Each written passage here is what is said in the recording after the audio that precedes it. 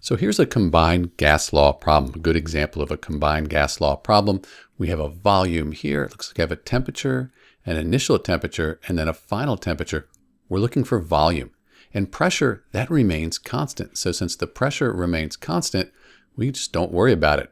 We're just going to use V1 over T1 equals V2 over T2. So we do have a problem though. We're in Celsius, and it's always best to work in Kelvin. So I'm going to add 273.15 to each one of these numbers here.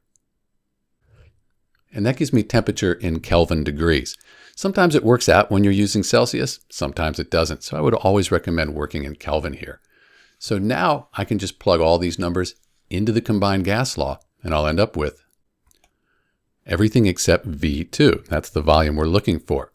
At this point, I think I'll multiply both sides by this 288.15. Let's give ourselves some room. That way, cancel those out there. That's going to leave us with the volume. Here we have Kelvin and Kelvin. We can cancel those units out. We're left with liters.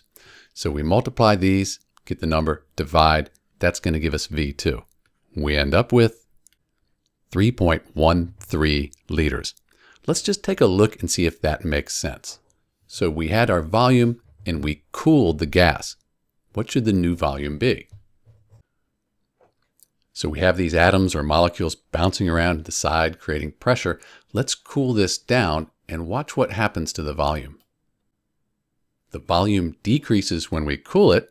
The molecules are moving slower. They don't hit the sides as much. If we heated it up, that would cause the volume to increase. Let's go back. So that's a good example of the combined gas law when we have temperature decreasing and looking at volume. It's Dr. B. Thanks for watching.